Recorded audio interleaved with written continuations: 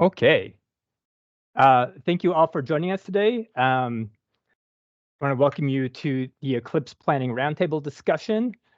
Just remind you to turn your mics off right now. You're more than welcome to keep your cameras on.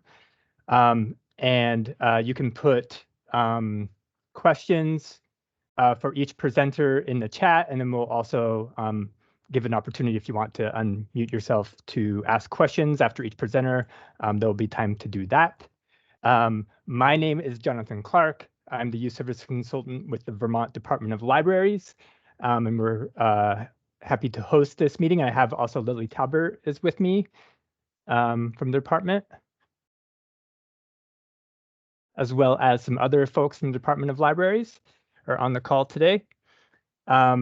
And we are going to, we are excited to have some presenters today who are going to be presenting some information for the first 30 minutes or so, and then the rest of the time will be yours to share ideas.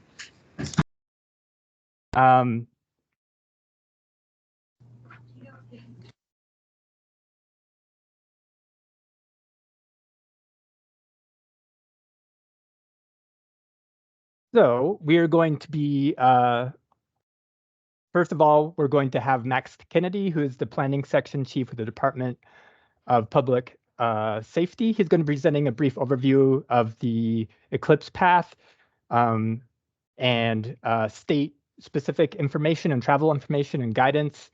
And then we will hear from Brooks Mitchell and Ann Holland, who are the StarNet facilitators, who some of you may know if you attended our in-person training last year. They're joining us today to talk a little bit about briefly about the science behind the eclipse and some safety around viewing. And then we also have Heather Duhamel, who is with us from Vermont Public, who's going to be talking about some of the resources that they have, as well as some live streaming that's going to be happening the day of the event. So we're so excited to have all of our presenters. So Max, you're up first. Thank you so much for joining us. Great. It's all yours. Thanks, Jonathan. I'm going to share my screen. Okay.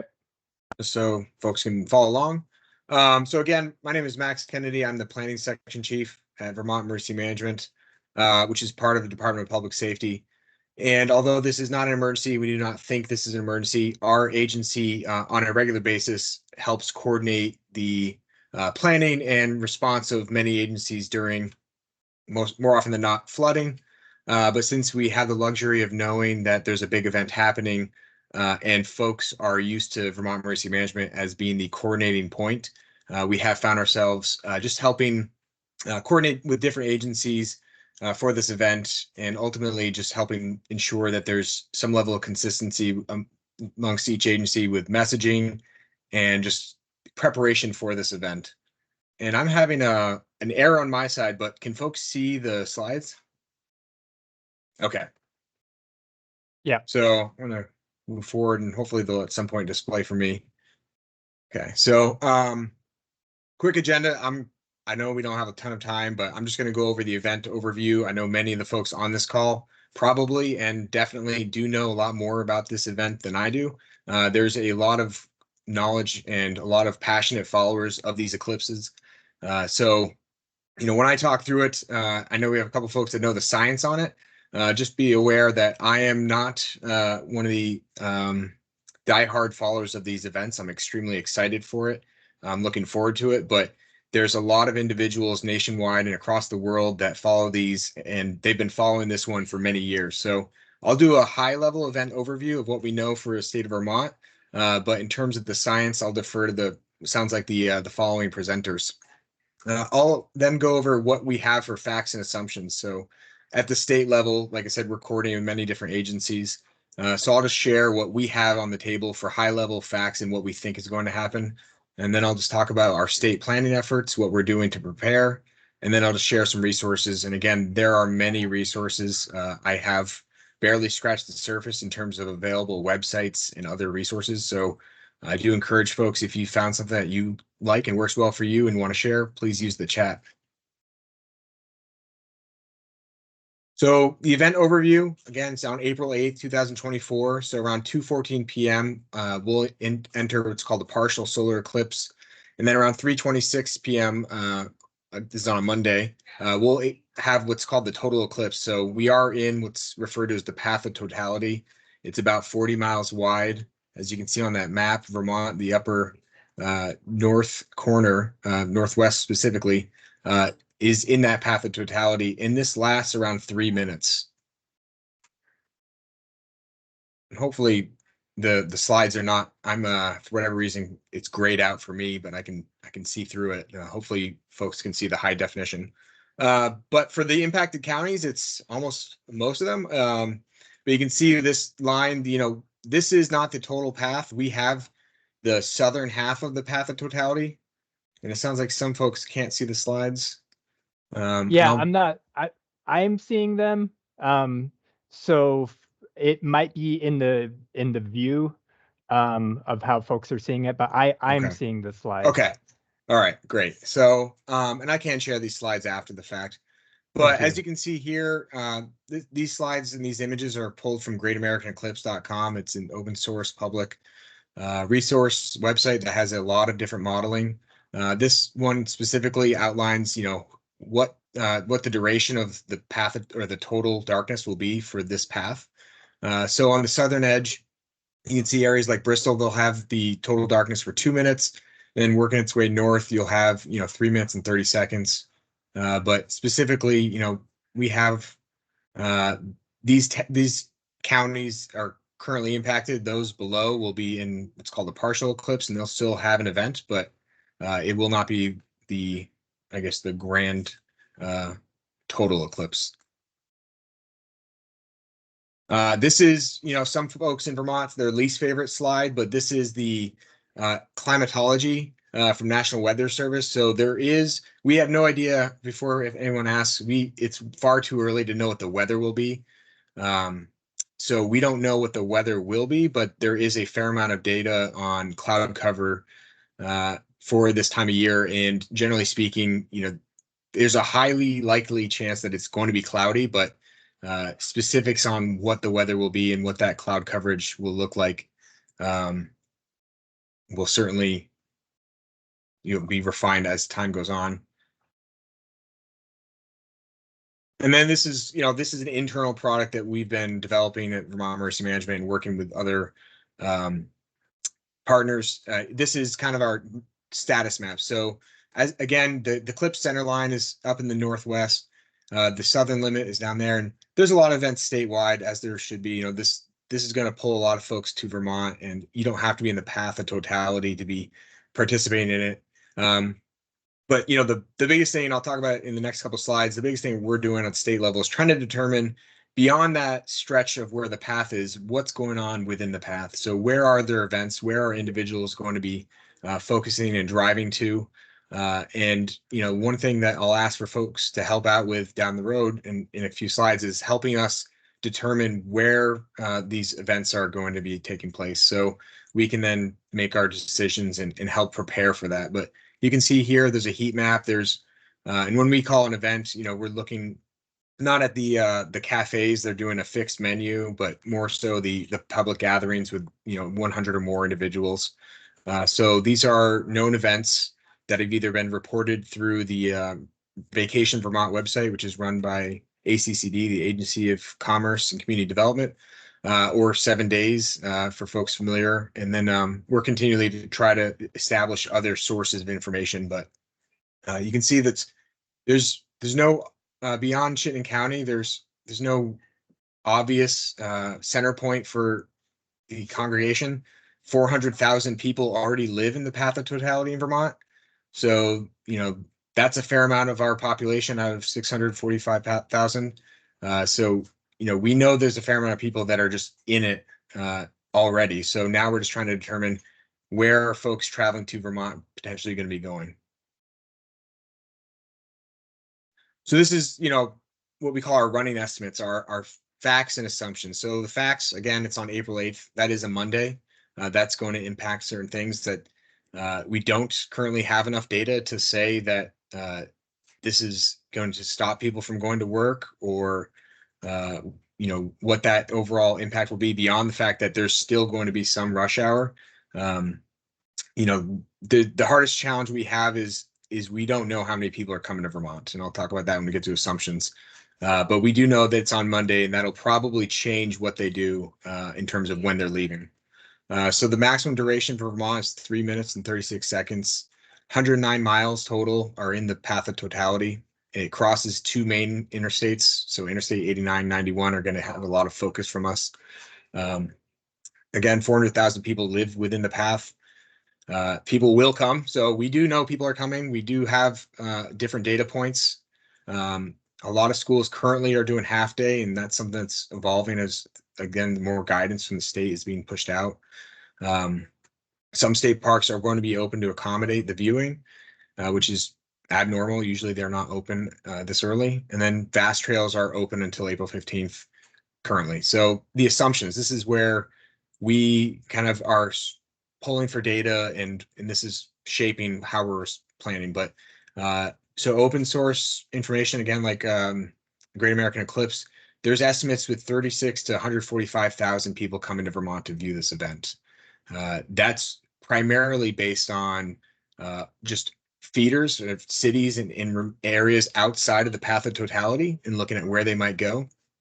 We're continually trying to build that picture and find data to support it. But at the end of the day, the hotels have data points, short-term rentals, we have some of their data points. But then there's the unknown in terms of the individuals that are either planning on camping, visiting friends and family, or just planning to come up on, for the day. And there's no requirement, and there never has been a requirement for individuals to report their plans to come to Vermont. So at the end of the day, the state of Vermont, we're planning on a higher side of that. That 145,000 is folks we think may drive, but then factoring in flying and everything else, I think currently we're looking at around 160 to 170,000. And we don't know if it's going to be that high, but there's data saying it could be that high, and it's safer on our side to plan for that number. So as we start allocating resources, that's the side of the spectrum we want to be on. We don't know, again, we don't know how many people are going to be here, but we do know traffic will be heavy. And with that number of people driving to Vermont and our road systems as they are, and again, being on a Monday, that traffic concern is our primary concern when we look at it for this event. So we're doing things heavily focused on messaging. There's currently campaigns out there for make a stay of it. So asking folks to, don't, if at all possible, don't come up and leave as soon as the eclipse is over. Try to stay a day if you can or more. Also, just getting more messaging regarding planning your routes, doing some due diligence in terms of building your plan, just because a Google map or other GPS platform may not necessarily know the difference between a paved road and a back rural road in Vermont, where some folks may not be best equipped for it. So we are doing everything we can, specifically now for messaging, to do what we can to alleviate traffic. But we're also working to figure out where that traffic is going to be.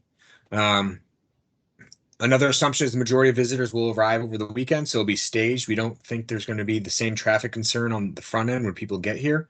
A lot of other states, they've had more concerns for folks arriving, and they found that the arrival did not burden or stress the system. It was, generally speaking, it was people leaving after the event. So we do think that the arrival, while there will be more traffic, it will not be the same level of traffic as leaving. Weather, at this point, again, too early, but it could be in the low 30s to high 50s. That's quite the range. So we will start catering our messaging towards what people can expect. But generally speaking, we want folks to be prepared for both ends of those spectrums and make sure that we're doing every bit of risk mitigation as possible. Again, it could be ice, it could be snow, it could be gorgeous. I mean, today it was 5 degrees and yesterday it was 60. So roughly. On that really quick, just because there Yeah. was a question specifically about that, about your estimates, the estimates that you have of travelers, is that based on weather or not? That's just based on other? That's just based on feeders, like population centers within driving distance. Okay. So we don't, at this point, we don't have any modeling to say if it's cloudy, this number of people will show up versus sunny, Yeah. or if it's in the 30s versus the 50s. Okay. Thank you. Yeah, and one of the things that again we'll be continually shaping is potentially. I guess one of the things that we do know is for this assumption is going down further is because of that known climatology, we believe that we won't see the huge influx of private jets, where some other states have in the past reported being not overwhelmed, but having a very hard time dealing with the massive influx of private jets to their area. One of the assumptions is because the known climatology, where the Northeast is much cloudier historically, is that if you have a private jet and the money for a private jet, you're probably going to, and you're following these events, you're probably going to go somewhere where you're more likely to see it versus fly and then get some cloud coverage. And then again, the minor assumption, but parking lots, we're now looking at parking lots as congregate areas where individuals may be camping or potentially going to stay for the night, either the day of or leading up to. And if we have any other questions or for what we have for facts or assumptions, or if anyone has something that we should get on our table in terms of something we should be planning for, either an assumption or fact, please feel free to share.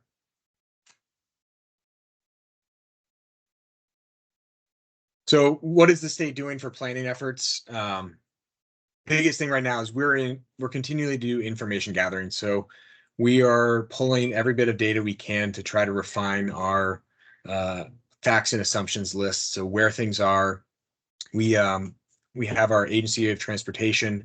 They're working with some colleges to do some traffic modeling. So taking those population centers outside of the path of totality and within Vermont, because we have that 245,000 number of Vermonters that are within the state, they're likely to have some of them travel as well. But we're trying to build out traffic modeling and determine how people are going to be getting to the path of totality, how people are going to be coming into the state and out of the state, and then doing that and building our plans off of those. So we're also working with cell providers. We're coordinating not only between agencies, but we've had several calls with major cell providers. They've all, at this point, done a high level of analysis with their algorithms and their cell towers, provided a fair amount of maps, and all are confident that we can handle the influx of visitors to Vermont.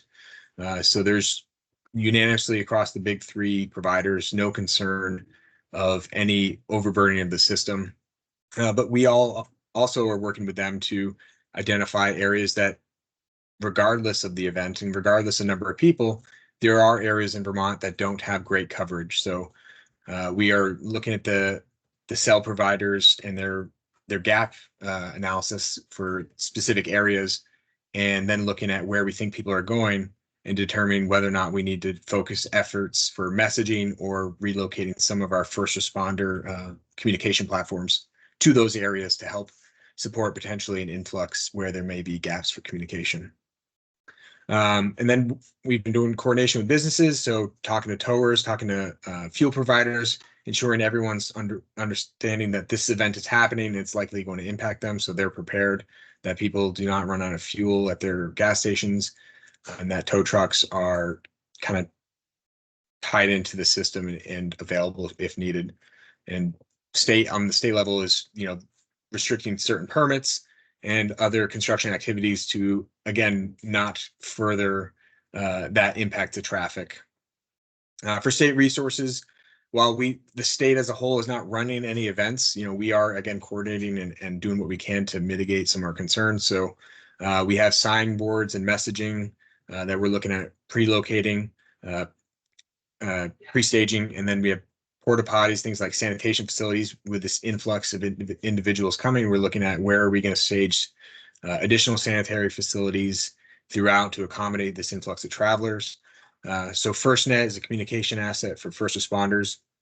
So we have these tools that we've requested and that we have in state as well that we'll be pre-staging in areas where either there's, again, those provider gaps or large influx of individuals, where it allows, it enhances communication platforms for first responders, but also it's usable for any any individual of the public if should they need a 911 call. Although they're not a first responder tied into the network, anyone from the public can use those platforms for a 911 call. And then personnel, we're staffing, we're looking at adjusting hours or doing more virtual for certain agencies. We are going to be having resources pre-deployed in certain areas and available. And then the biggest thing is it's messaging. We're doing everything we can to help prepare not only the visitors coming to Vermont, but also the agencies, the partners, the municipalities, is making sure that everyone is on the same page. Everyone understands what the risks are. Everyone has consistent messaging. And then, we don't have the individuals stopping in the middle of the interstate because they think it's okay. We're doing what we can to inform the public in advance.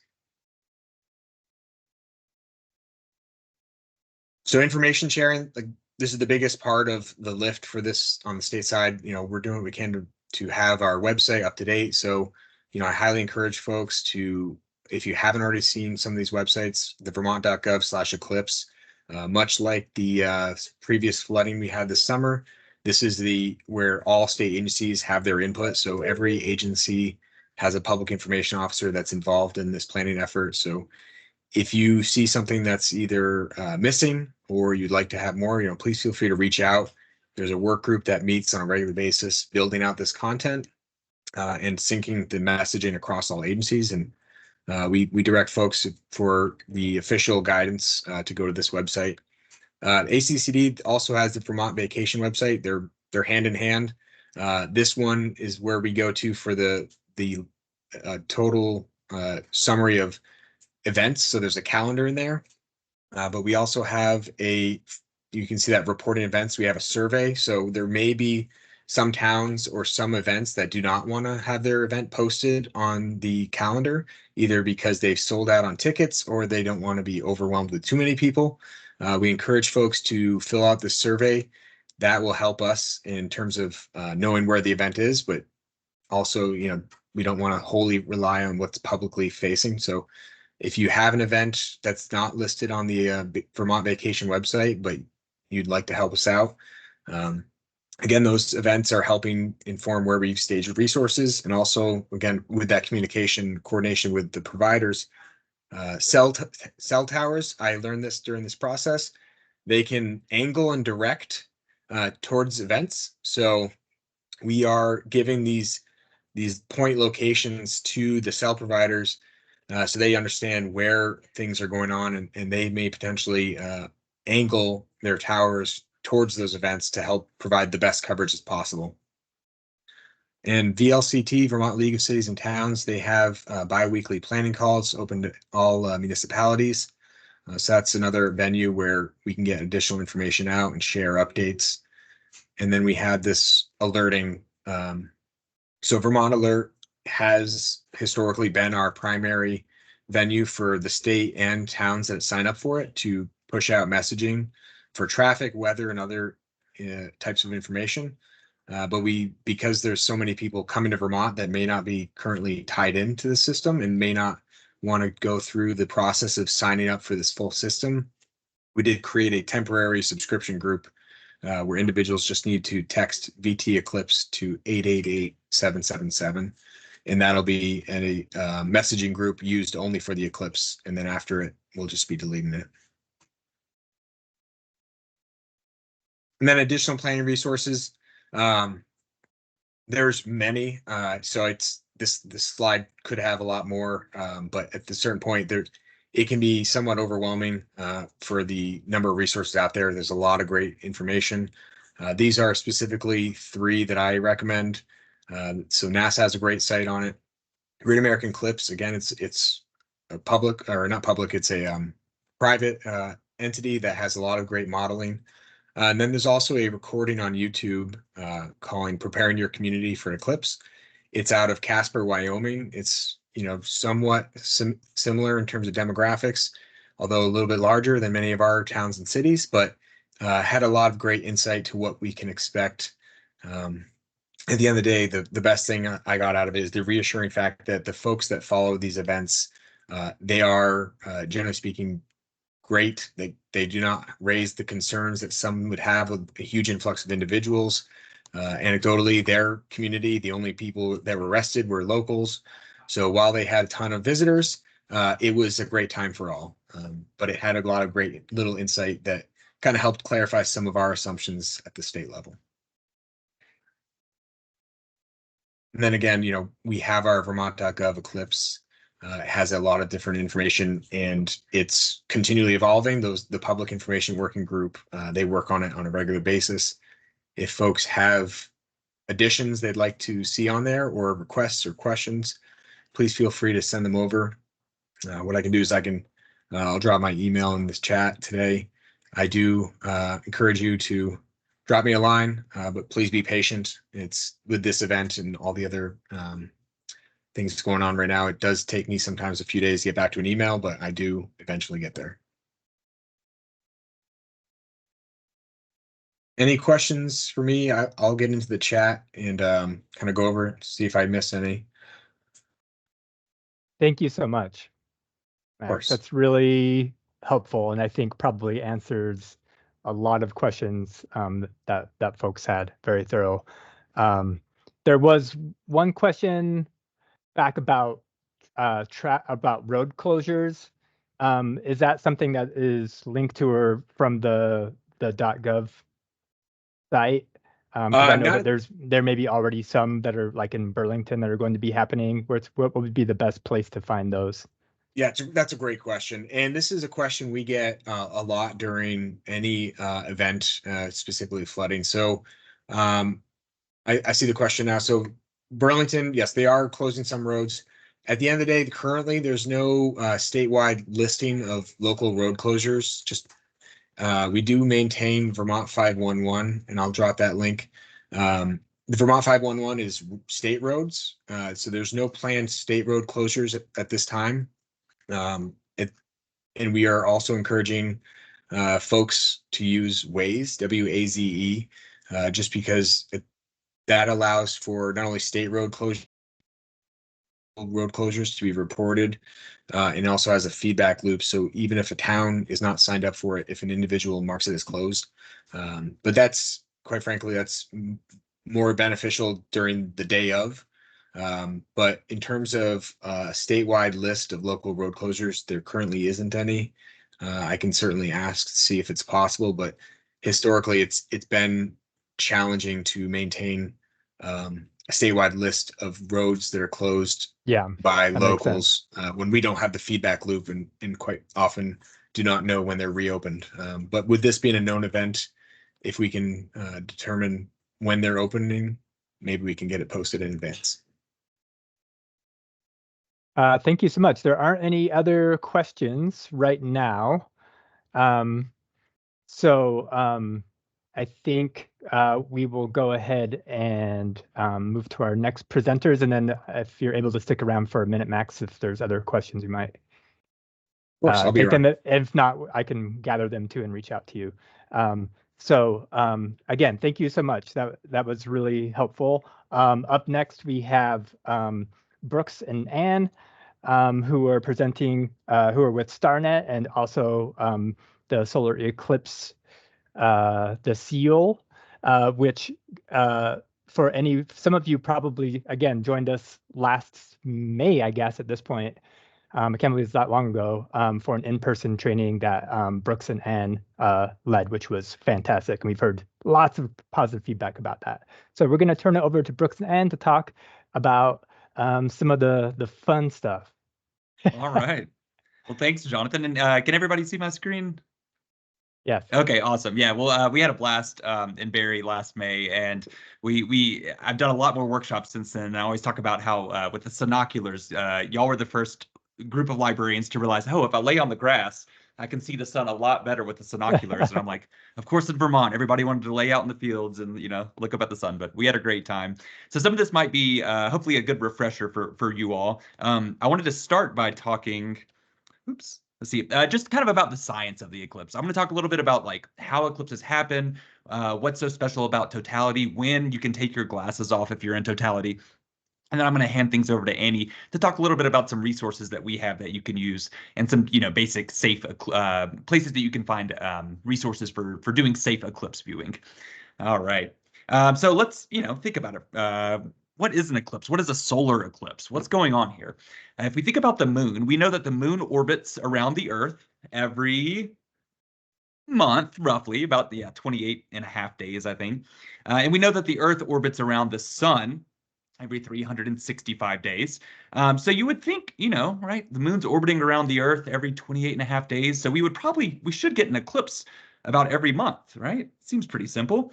Well, that's not quite the case. It's a little bit more complicated than that. So over the next few minutes, I'm going to talk a little bit about why they're so rare, why we get them less frequently than every month. So I will go ahead and tell you, we get an eclipse somewhere on Earth roughly about every 6 months. They're not all total solar eclipses. Some of them are annular eclipses, which we'll talk about. And it's a really, really kind of thin strip where you get to see a total solar eclipse. So, well, yeah, we'll talk about why they're so special. So yeah, different kinds of eclipses as well. We've heard partial eclipses, total solar eclipses, annular eclipses. That's what we had last October. And you might also, you've probably heard of lunar eclipses too. We'll touch on that really briefly. Also, what's the big deal about totality, right? That's kind of what's so special about Vermont in April, is that you have this northern section of the state where people are going to be able to take their eclipse glasses off. They're going to be able to see the sun's corona. It's a really, really, really, really kind of special it's just a special moment. It makes you feel really, really small as you're looking up there at the moon completely blocking the sun. You get to see the sun's particles kind of coming off of it. And that last bullet point, hey, isn't this kind of dangerous? You're telling, hundreds of thousands of people to go look at the sun. We'll talk about why it's not dangerous and how you can observe a solar eclipse safely, whether you're in totality or whether you're not in totality. Okay, so let's start out. This is a terrible diagram that I have on the screen, right? A few things that are wrong with this, right? So the Earth is in a perfectly circular orbit. The moon's in a perfectly circular orbit. The size of the Earth is all out of whack. It's way too big. And I think that sunspot on the sun, that might be the biggest sunspot ever. So yeah, pretty bad diagram here. I can make that joke because, we made it. But, that kind of goes with when we talk about the scale, the distance between the Earth and the sun and the moon. It's really hard to show visually. So we sometimes have to mess up the scale a little bit just to kind of show how those connections happen. So let's talk about why we don't get an eclipse every month, right? So we have the moon, it passes around the Earth's orbit. And this is sometimes if I'm doing a workshop, I'll have people get up and I'll have people model it, but I'll give you the real quick and easy explanation, and then I'll show you a quick video. The basic way to think about it is that the Earth and the sun orbit on one plane, right? You can think of that as, relatively straight, I guess. And then the Earth and the moon orbit on a different plane that's close to that plane, but it's off by a few degrees. I forget the exact number of degrees, maybe something like it's a 12-degree relative to the orbit of the Earth and the sun. So every time the moon passes around, right? So we have, excuse my hands here, the Earth, the sun, and then the Earth and the moon would be at like a different angle like this. And I'll show a video just to make it all make sense. So every time the moon orbits around the Earth, it's not in the same line of plane as the orbit of the Earth and the sun. And you can see here's a little bit better picture of the scale, right? So that's the size of the moon compared to the size of the Earth, and it's got a more appropriate distance. Now in this model, the sun would be way probably in the next room over in terms of scale of distance. So let me show you this video real quick. This is going to show you see the Earth in the middle, and you see the shadow of the Earth, and then you see the moon's going to be orbiting around the Earth. And when I hit play, it kind of looks like, for every month, every rotation, it looks like we might be getting a solar eclipse. But then if we go down from a different angle, we see that, the moon's orbiting at a different angle, and therefore that shadow doesn't quite line up every month. And here it is. Here's when we would get a solar eclipse, right? So that angle is matching up. And again, this happens about every 6 months. This is people can calculate this. People can model this out. We know when eclipses happen because we understand how the Earth, the moon, and the sun all move within each other. I'm just going to show that one more time as I'm chatting with you all. So we know these happen about every 6 months or so at a different part of the Earth. However, they're rare because, the Earth is mostly covered in water. And the overall, the bigger shadow, a lot more people can see a partial eclipse. That's a much wider spread. So, you saw the maps. A lot of the U.S. is going to be able to, pretty much all of the U.S. is going to be able to see a partial eclipse. But that really, really small shadow, that total eclipse shadow, about 100 miles wide, that's a much, much more smaller region of the Earth that gets to see the total solar eclipse. So they're really, really special. Now, I'll touch briefly on annular eclipses. You might remember in October, we had an annular eclipse. They called it the Ring of Fire eclipse. That's because the moon wasn't quite fully over the sun. There was a little ring around the sun that you could see. You had to have your eclipse glasses on the entire time. You couldn't take them off. Even that small little ring of the sun that you could see would be enough to damage your eyes. So the reason we get annular eclipses, and this is where I have a geology degree. I can go off and talk about this for 30 or 40 minutes, but I'm going to keep it quick. The moon's orbit around the Earth is not perfectly circular. It's elliptical, right? And also the Earth is a little bit you notice how the Earth isn't right in the middle of that ellipsis. It's kind of off to the side. The moon orbits around the Earth, but there's a little bit of a wobble effect. So it's not just the moon going around the Earth. The Earth kind of wobbles as well as the moon goes around it. And that has to do with the fact that the moon's really, really big. I think it's the 6th biggest moon in our solar system. And it's relatively close to the Earth as well. The moon is slowly moving further and further away from the Earth. The moon is moving away from the Earth at about the rate that your fingernails grow. So they say in maybe like 500 million years, there won't be any more total eclipses. So that makes this one extra special. You got to go see this one because you only have 500 million years of total eclipses left. An easy way to demo this, why you get an annular eclipse, you can find any object in your room. You could even use my head. That's what we do at the workshop. Put your thumb up to it, right? And make an eclipse with any object. So I'm going to look at this picture over here. I'm putting my thumb over it. I'm making it annular, or I'm making a total eclipse, right? I have it completely blocked out. Now, to get an annular eclipse, to see a ring around this picture frame, I'm going to have to move my thumb a little bit further out, right? If I move it closer to me, that's going to be blocking more of the sun, or more of the picture frame in this. And if I move it out, I'm going to be able to see a little ring around it, right? So the moon during an annular eclipse is a little bit further out in its orbit, maybe about 30,000 miles further away than during a total eclipse, roughly. So that's why we get annular eclipses. You can see that ring, but that's not what we're going to see in April. So I'm going to skip on past that. So on April 8th, 2024, what you'll see, if you're in that path of, or whether you're in the path of totality or not, everybody will see a partial solar eclipse. We're in a period of high solar activity, so hopefully there'll be some really good sunspots for people to see as they're spending the afternoon observing the sun.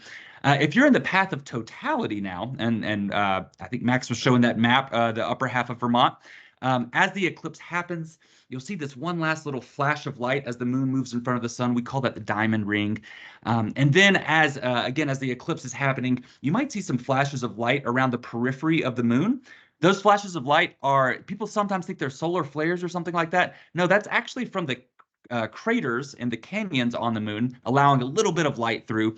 So that happens in totality. That's called Bailey's beads. But during totality, during that, I think it's anywhere from 2 minutes to 3.5 minutes in Vermont, that is when you can take your glasses off. In fact, you won't be able to see anything if you have your eclipse glasses on, because at that time you're seeing the sun's corona, right? So take your glasses off for just those 2 or 3 minutes. When you see that diamond ring again on the back end, that's when you know you should probably put your you should definitely put your glasses back on, because even 1% of the sun is enough to hurt your eyes. Okay, so what's so special about totality? That is our chance to see the sun's atmosphere, right? The sun's corona. We typically can't see this just because the glare of the sun is too strong. The sun is 400,000 times brighter than the corona. So even if you're like, hey, I'm going to be at 98%, I'm going to be at 99% totality, isn't that good enough? Go ahead and go up to totality. Go up to that 100% coverage, because it is literally a night and day difference. Sorry, it's kind of a bad joke, but yeah, a night and day difference. 100% is, if you have the chance to be in totality, is a really, really, really, really special time. That's the only time really ever that you can take your eclipse glasses off and look at the sun. You're seeing the sun's kind of complex magnetic field. It has how hot ionized kind of plasma and particles are being traced along the sun's magnetic field. Sometimes you might even be able to see solar prominences arching above the sun's surface as well, which you can kind of see in that bottom right picture there. I just want to talk really briefly about lunar eclipses because this kind of confuses people. All right, so think about that image, right? A solar eclipse is when the moon blocks the sun from the earth. Well, let's flip that. A lunar eclipse is when the shadow of the earth blocks the sun from the moon. And the moon often appears red as that light is refracted around. So you can see here, here's the shadow of the moon on the earth. That's the left-hand picture. And then here's the shadow of the earth on the moon on the right-hand picture. Now, of course, these happen a lot more because the size differences are flipped, right? The Earth is much bigger than the moon. So these happen much more frequently. They don't get as much hype, but they're still really cool. If you go out in the middle of the night and the moon looks red, it looks, like it's being eclipsed, you'll know that you're seeing a lunar eclipse. Last thing I'll do, we'll just play a little name this event. Okay, what do we call it when the moon blocks the light from the sun for us on Earth? We call that a solar eclipse, okay?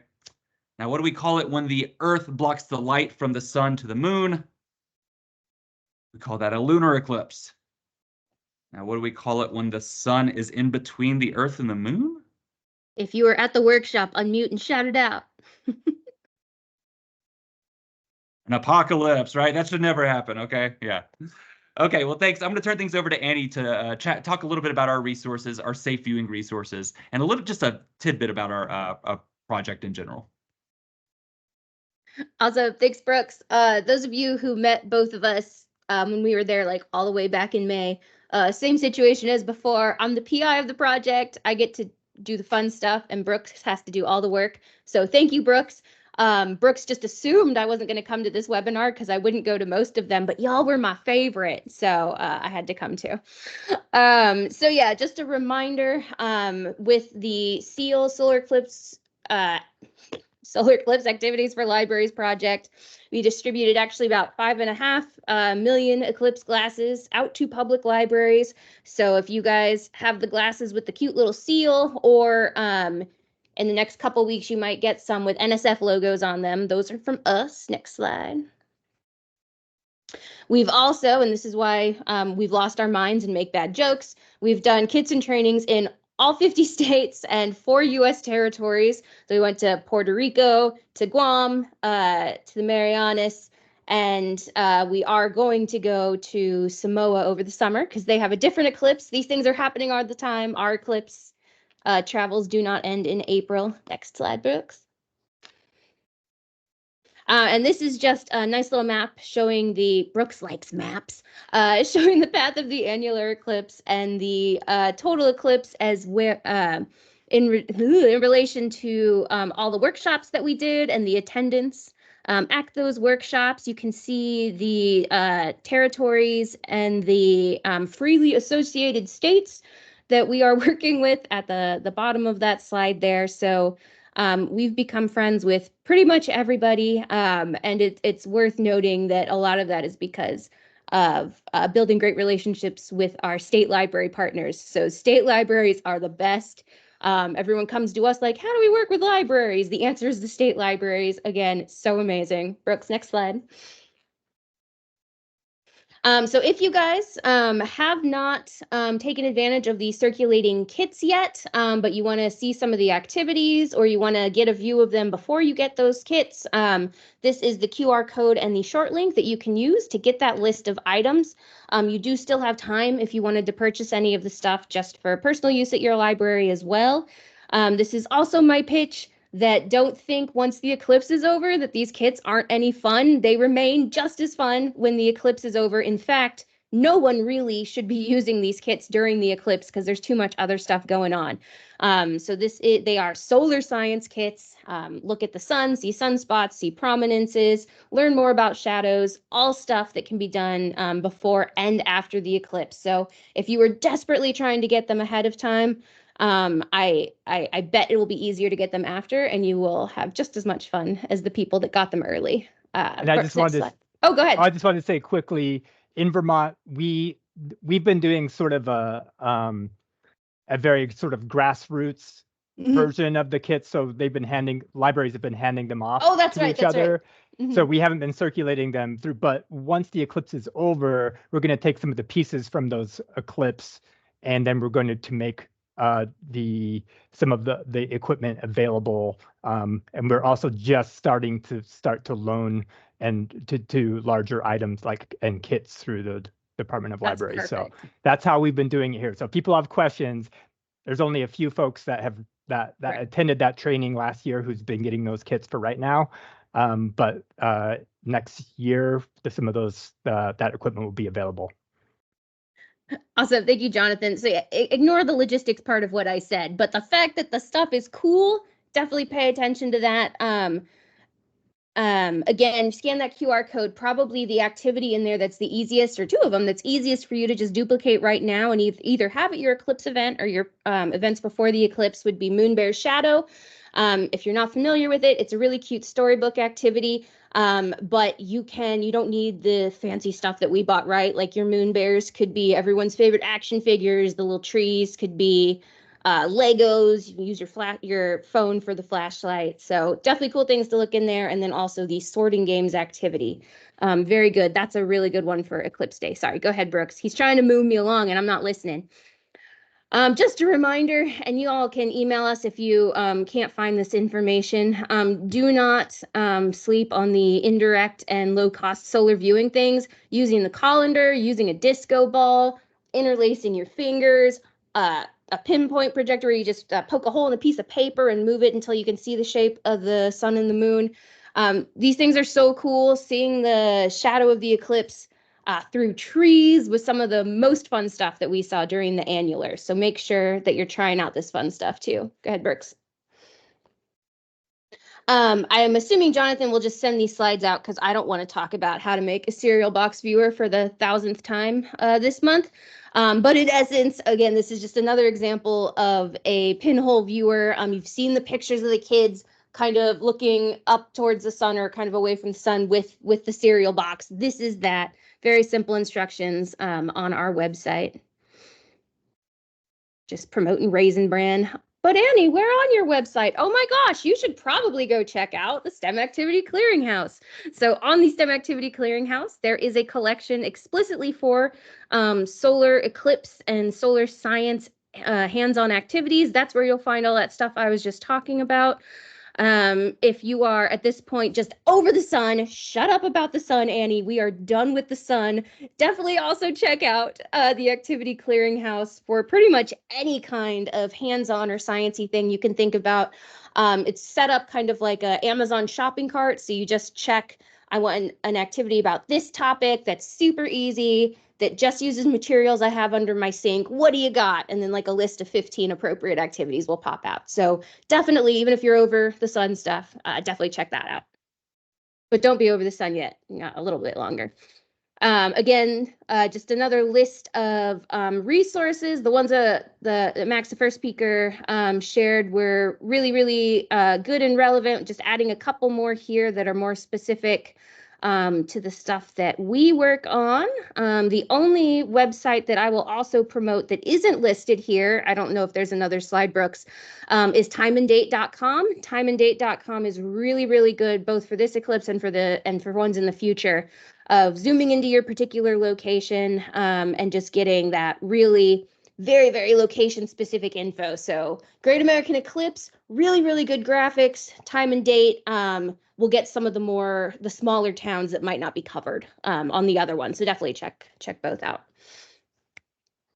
Was there any more? Oh, look, it's the end of the slide. Thank you, Brooks. Yay.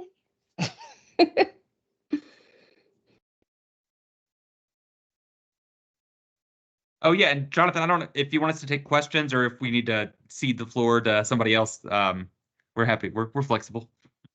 Yeah, if there's any question, thank you so much, Brooks and Ann.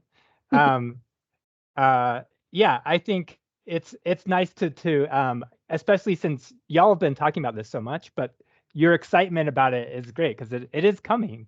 And there's a lot of unknowns.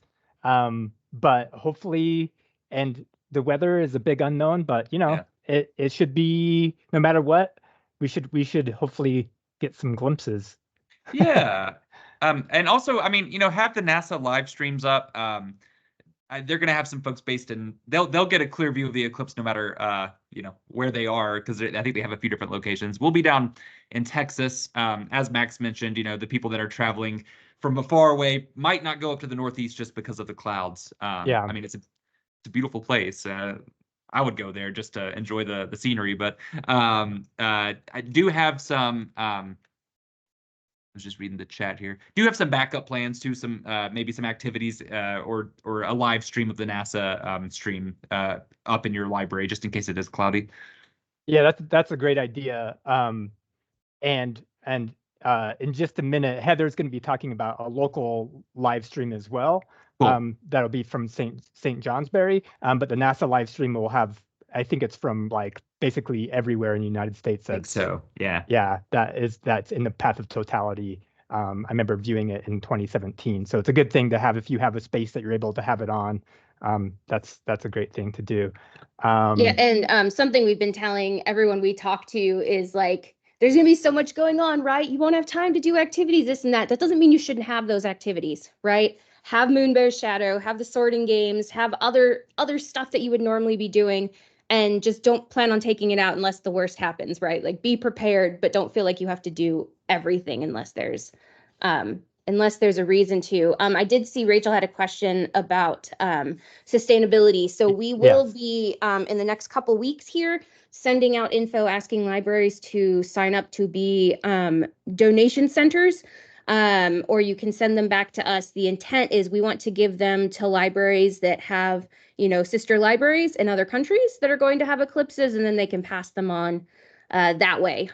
The only reason it's, libraries versus another is there's just so many of you, right? So we definitely don't expect every library to do that. It would be something that the libraries would individually agree to and then promote in their own community. But we will always take them back to pass them on to other folks. Like I said, we're supporting October eclipses here too. So yeah. Yeah, good to know. And on the Department of Libraries page, there is a resource, some local resources too for some organizations that are like thinking about recycling and gathering the glasses. So that's definitely has come up. So very quickly, a couple more questions, just because again it has come up quite a bit on our listserv questions about guidance around distribution of glasses, because for the libraries that did order or have other glasses from other places, just any guidance on like distributing ahead of the eclipse, distributing the day of, how many to keep around, that kind of thing, because there's been a lot of discussion around that. Brooks, do you want to take that one? Since I've been talking, I can do it again.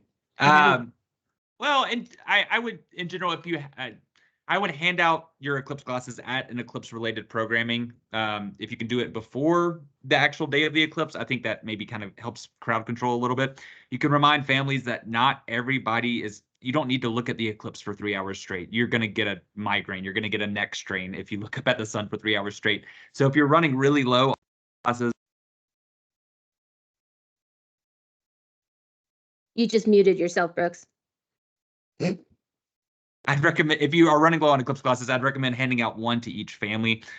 You can also cut the Eclipse glasses in half. You could do Eclipse monocles, do a little fancy top hat cane, have a little Eclipse soiree there. But no, that's just remind people that they don't need to be looking up they can share Eclipse glasses with other people in their proximity. Let's see, don't leave them at the don't have them at the circulation desk. I would say have a controlled environment where you're handing them out, and make sure you give people, kind of the instructions of like, hey, use these for the whole time, unless it's that 2 to 3 minutes of totality. Anything you want to add, Annie? Nope, that covered it. Good job. Thank you so much. We really appreciate you joining us today. And if anybody has any other questions, you can put it in the chat. And then Annie X, I don't know if you shared if that's the same one, but if you can send me the slideshow, then I can share it out with folks. We'll put it up on our website, and we'll share it out. So thank you so much for joining us today. We really appreciate it. And now we appreciate you hanging around, Heather. Heather Duhamel is with Vermont Public and is going to talk about some of the resources that they have. And we had mentioned that there's a NASA live stream today, but there also is going to be a live stream that Vermont Public is going to be doing from St. Johnsbury. So go ahead, Heather. Thanks for joining us today. Yeah, and I'm just going to take a few minutes of your time, and I can't hang around for questions, but I do have my email for any specific things that anybody needs or more information, because there are definitely many things that Vermont Public is doing now. That's the website that you can find all of the things, which includes news, information, stories, but also education one-sheets per grade band. So we have pre-K, K2 resources. We have grade 3-5 and then grade 6-12, which were created by with the Agency of Education and some education ambassadors, and our little guys with Echo. So we do have our science and stories connections. So feel free to email me if you need something specifically, but they're all on our website.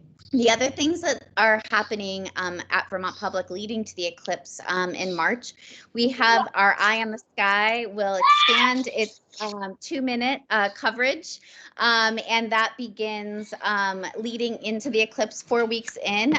So Mark Breen from the Fairbanks Museum will continue that coverage and talk specifically about the eclipse leading in. So that will be really fun. We're going to record those. You can find those on that website as well. We are doing a podcast, our But Why for Curious Kids podcast is doing a specific podcast for the eclipse that's just general about eclipse, which will launch in early April. But just a second before, they're also doing a 27-minute special for broadcast, and it can also be found on the Eclipse page that just talks generally and interviews Mark Breen at the planetarium and other scientists about the eclipse. So that will be also available there and on PBS Learning Media in late March. So there's a lot of things rolling out between our own local work and then also NOVA. NOVA will have some specials coming out through PBS. Finally, the day of the eclipse, we will be broadcasting live on both radio and broadcast.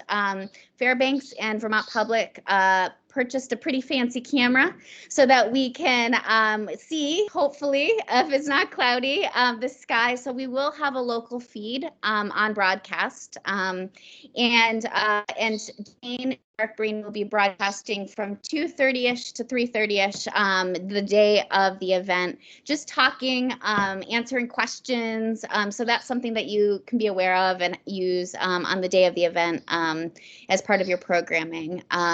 So it's the first time that we have done have Vermont Public or old Vermont Public Radio and Vermont PBS as a merged organization have done something cross platforms like this. So you can expect content that day on broadcast, on radio, and on digital. So hopefully that is helpful to you in your programming. And again, that's the website and my my email if you have other questions.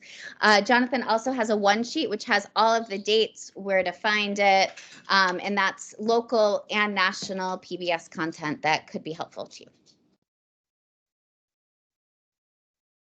Quick questions. I have to take off, Jonathan. Sorry. Yeah, thank you so much for joining. Appreciate it, Heather. Great. Bye, everybody. Thank you. Yeah.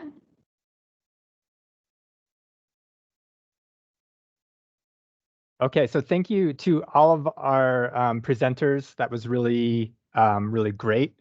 And I, again, think that hopefully that answered a lot of questions for you. The rest of the time really is, we just want to open it up to libraries to share ideas about what they might be doing, how they're supporting, either if you know, thoughts on, especially if you're planning a larger event or if you are supporting like event in your city. It would be great if anybody would be willing to, if anybody wants to share what they are doing, or if you have questions for other libraries around any of that. I know that just having talked to some folks, that some libraries are actually closing for the day to have their staff go out and support events in other places. And then some are going to be open and going to be doing programming and having activities at the library the day of. So Would anybody like to share anything that any programs that they're doing, or any big questions to put out to libraries around the eclipse?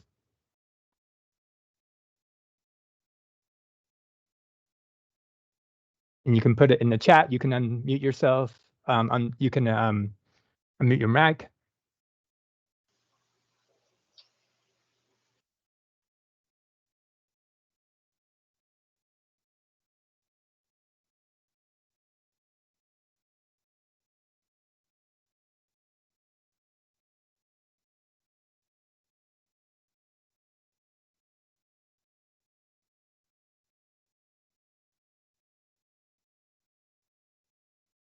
I'm not seeing any questions just yet. While we are waiting, I know that we have a couple of our presenters still on this too. So if you have questions for folks, you can put that out there. And I did share the Department of Libraries. We have a webpage that we have put together, and that has a lot of the resources that have been shared here. And then we'll be continuing to update that too, including some of the slides from presenters today. We'll continue to put that out there. So, anybody have any questions? Anything they want to share? Any big exciting programs that you want to tell us about?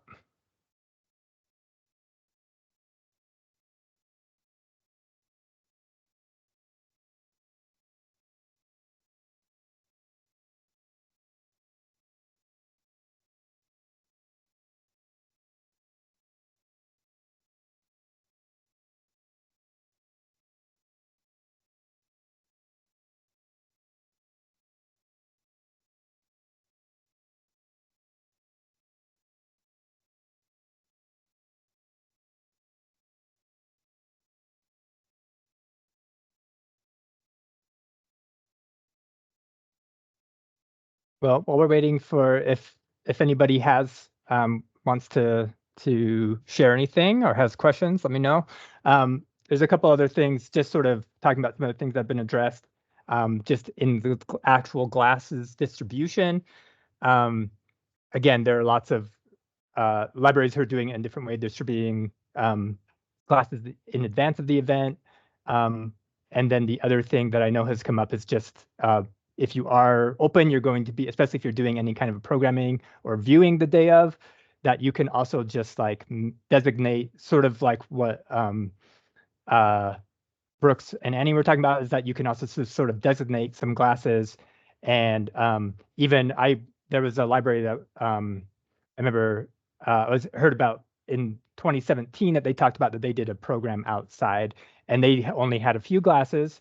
And so they basically just had like some barrels, some out in an open area, and then they had glasses attached to them and had some signage about leaving the glasses when people were done viewing. So you can definitely, even if you just have 20, 30 glasses, you could definitely still have an event or do programming with it, even if don't have enough to fully give out to people. So that's one. Yes, Dina.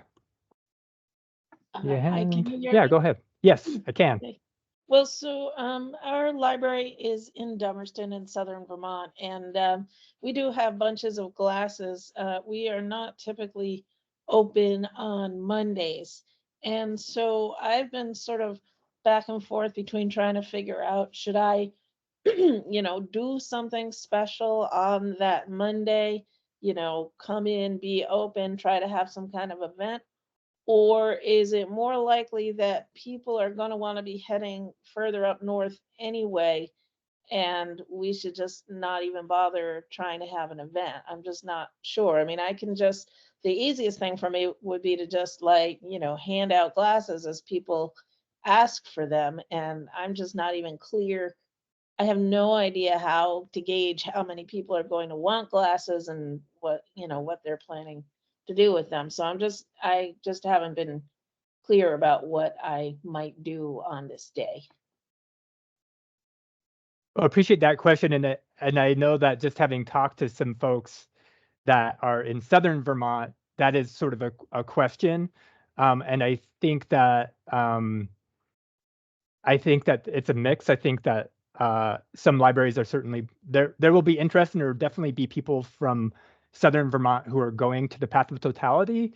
But I think that no matter what, there's going to be high interest, and I think that not everyone is going to travel that day. And so I think that if you're not in the Path of Totality and you want to be open and do some viewing, I do think there will be some interest. And you also won't have to maybe worry about some of the issues that some of the libraries that are in the Path of Totality that are worried about having too many people show up. You wouldn't have to, necessarily worry about that part of it. Yeah, Brooks. Oh yeah, I was just gonna say, I think what Jonathan just said, the real big enthusiasts, the big rush are definitely going to be in the Path of Totality. I wouldn't worry about having, being overwhelmed or swarmed with people, but you're still going to have local folks who maybe aren't able to travel, that will be interested, and it'll still be a really amazing experience. I've told people, if you have the means and you're able to go in the Path of Totality, go see that 2 to 3 minutes of being able to take your glasses off. But overall, I think people in your community will still come out because not everybody's going to be able to travel. But yeah, don't worry about the big giant rush of people. Now you might have traffic coming through your town to go to Totality, but I don't think you'll get a giant group. Yeah, thank you for that. And I welcome any other thoughts on that too. Garrett, go ahead. Yeah, that's kind of what we're expecting here, is that, we're not going to get like the tourists at our event. We're planning to hold an event the day of in Bandstand Park, center of Lyndonville here. But really, with the idea, it's mostly going to be families and kids, locals, because there's much more fancy stuff going on out of town at the ski mountains and different resort type of places. But what our plan is, a couple of weeks prior to the eclipse, we haven't set the dates yet, a couple of little workshops for kids here making like a paper plate eclipse mask that the glasses will fit into. They can decorate that, and that should be fun. Maybe cardboard box pinhole viewers, that's simple and easy. And then separately, like an eclipse art workshop with some eclipse chalk art, shadow art if it's a sunny day, and then solar bracelets using some of those UV sensitive beads. Those should be fun. They start clear and they turn different colors, and then they'll glow in the dark too. So something for them to come back on Eclipse Day and wear that to our event. On Eclipse Day, we figured that we're going to be asking people we're going to announce that the event starts at 2, but there's a lot of time before really the totality hits. Kids are going to glance at it a few times, then they're going to want something to do. So we're kind of thinking of setting up sort of a model of the solar system in the park, like a scale model of the solar system. Awesome. And then have sort of some games, some missions for the kids to visit different planets and see what takes the longest and stuff like that. Maybe a scavenger hunt. So anyway, those are some of our ideas, and credit to Colleen, who is also on this call, who looked up and came up with a lot of the workshop ideas and art project ideas. So anyway, that's what we got. And I'm afraid I have to run and go do Red Clover soon. So all right. I'm going to miss a lot, but Colleen's going to take it down for us. So thank you so much, everybody. Thanks, Garrett. Appreciate it. And there was a question from in the chat from Hannah about library closures. And I know that that some libraries are going to be closing the day of. Seemed that I think Diane mentioned that they're going to be closing. So I think some libraries are definitely going to be closing. If anybody is on the call and is closing, if wants to talk about why you made that decision, I think that might be helpful for folks who are thinking about it.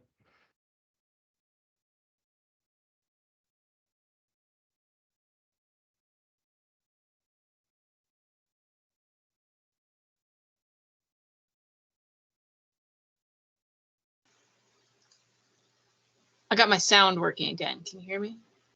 Yes. Okay. Yeah, just we as the library would like to close, but we're getting some pushback from our municipality about it. Gotcha. And so sort of the more information we can get from other places that are also being like, yes, we're closing because this is going to be a big deal and we'll be overwhelmed, or they just want to go see it themselves, would just be helpful in our trying to push to be closed for at least the afternoon. Yeah, thanks for that. Yeah, I don't want to put Diane on the spot, but I know you had mentioned closing. If anybody else wants to talk about how they came to that decision and they have any other thoughts on library closures.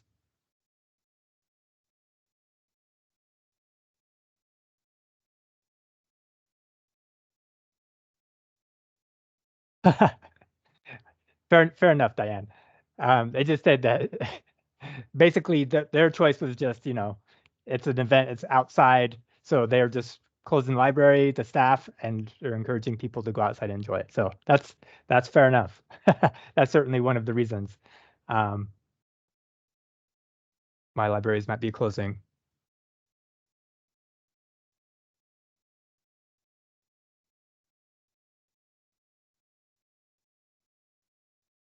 Yeah, again, it seems like a lot of, and again, I know that there are libraries that are closing, but then supporting local events that their staff is going to be supporting other events that are happening in the communities. I'm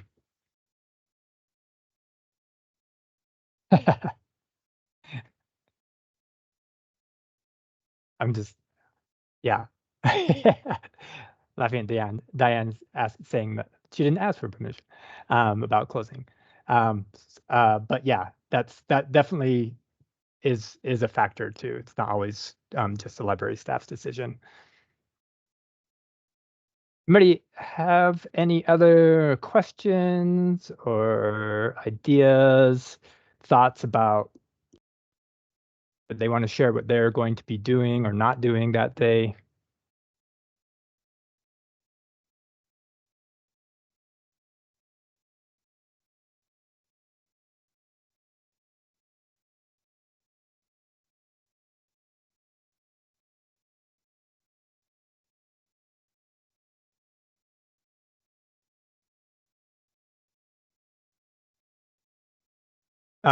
One thing I would say, I will cautiously say this, that there are some libraries that have not ordered any that don't have any Eclipse classes, whether you're in the path of totality or not. I have a very small amount of glasses right now, and maybe getting a few more. So if and they are still available to purchase too. We have information about that on our website. But again, cautiously, if anybody needs in the like 25 to 50 range of glasses, not large amounts, please reach out to me and I will get them to you as long as I still have them.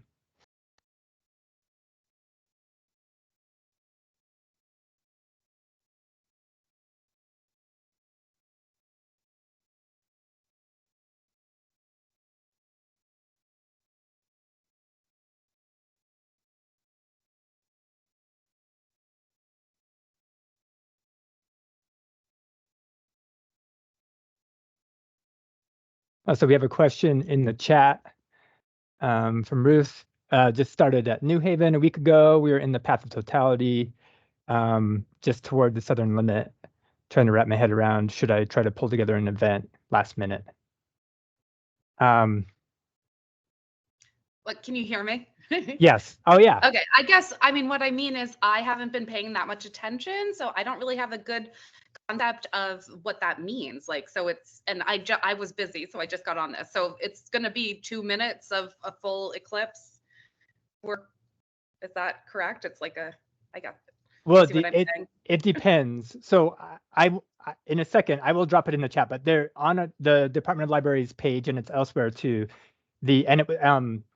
Brooks and Annie mentioned it, the date and time has a projection where you can see the exact amount depending on your location, because it's different depending on where you are. Right. And Yeah, that's what I looked up, and it says. It Okay. I think I'm understanding it right. But anyways. Yeah. So then what I would say is again, if you missed the earlier part of is also, you might want to check, if you're not aware of any other events I would first see if there's other events happening in New Haven or surrounding area. And if there are larger events happening, again, you might want to consider supporting and being a part of, like, if you want to be a part of those events, or if there isn't anything happening, then it might be worth, if it seems like there aren't other events happening in your area, then it might be worth hosting something. That's just my thoughts. I don't know if other folks have ideas on that. Thank you. I would just say whether or not, at least our experience for the partial eclipse in 2018, people will start asking for glasses whether you have them or not. Yes, they will. And whether or not you're doing an event, like people are going to be, and as news media starts putting out, go to your libraries for glasses or go to your libraries for events, you're going to get questions. So is it easier to do an event so you can tell people about it or not? I mean, I'm still a little traumatized from how crazy it was in the 2017 one. But just, I think libraries will be getting questions regardless of whether or not you're doing something. So then if it's how you want to be able to answer that. Yeah, and I think and that's why I think thinking about it now is really great, because then you can put on your website, again, whether you're going to be closed, if you're going to make classes available the day of or in advance, to think about the messaging that you want around that, so you don't just you're not just a call center all day if you're open, which was my experience working at a library in 2017 that didn't have any classes at all. We were receiving calls all day asking for classes. So that's a really good point. And so I think that your messaging is important of how you want to talk about events that you're doing, either at the library supporting other events, or if you're going to be closed for that day, just like messaging ahead of time. Yes, Brooks. I was just going to add, this is funny. I was just looking this up, in New Haven. Yeah, definitely. You're in the path of totality. And I bet people will definitely come if you have an event. There's actually a partial eclipse in the Northeast in March of 2025 as well. I thought that we weren't going to get any more eclipses for a while, but I didn't realize it'll be small. It'll be 30% coverage, maybe 40% coverage the more Northeast you get. Check it out on time and date. But that's going to be like in the morning time around sunrise. So not nearly as big of a deal. I doubt you would do programs, but you could encourage your patrons to hold on to your glasses, put them in a safe place, because in March, if you're an early riser, go out, have your coffee, watch an eclipse with the sunrise. So just something to think about. I had no idea that was happening until now. Yeah, that is helpful for either to let people know to keep them, or if the library gathers them in the same way. Because otherwise, I think the next full eclipse is not for 2045 or something. Yeah. Yeah, not for a while. We'll be old men by then, Jonathan. Yeah.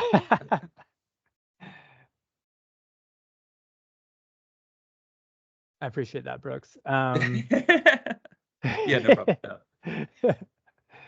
All right, let's see what else we have here. And I appreciate Annie, your comment too about just an event can be something really simple. Again, just basically people joining you for viewing with the snacks, or we're already Garrett and other folks have shared a lot of fantastic activities that you can do, but it could be very simple that you just have people come and join you, especially if you have an outdoor space near your library. And let's see what else we have.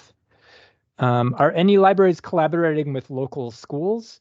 That's a good question. I don't know if anybody wants to address that. I know that they're just talked to a few people who have helped distribute. I know that some libraries are distributing some of their glasses to schools for events that they're doing. I don't know for sure of any larger collaborations beyond that, but I know that some libraries are definitely like getting glasses to the schools. Oh yes, and Michelle said that they are giving some out to their school for a high school group traveling to the Path of Totality. Oh, and that's good to keep in mind too, that it's a vacation week in some areas, which I'm not sure I had on my radar either, because otherwise it's a Monday. It's kind of odd, but if school, it sounds like maybe in some places that there won't actually be school.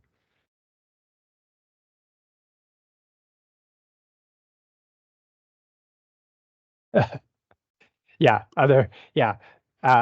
lots of trauma from 2017. But that's part of why Brooks and Ann are so awesome, because they helped to get glasses out this year to thousands of libraries, I'm gonna just say. Yeah, about 15,000 or something like that. That's Like a really incredible. high. Yep. There's only 16 or 17,000. And Jonathan, I'll say also, I think we're going to reach between 1% to 2% of the total public library staff with those in-person workshops. So Yeah. we're over 2,000 library staff that have gone to the workshops and gotten excited about it. So it's a lot of interest nationwide, whether you're in the Path of Totality or not. I appreciate that. Let's see what else. Yeah, yeah. No, it's awesome. We're so grateful to have that libraries are able to get glasses this year. And aside from me having some, I imagine that there might also be some libraries. I haven't seen too much of this on the listservs, but if there are libraries who ordered 500 but feel like they maybe don't need all of them for their community, and you're willing to share them with other folks, there will definitely be those who would be interested in that, I'm sure. Because I felt like early on, I heard that a few libraries that were like thought that maybe was too many to order. So there might be some that have some that they would be willing to share.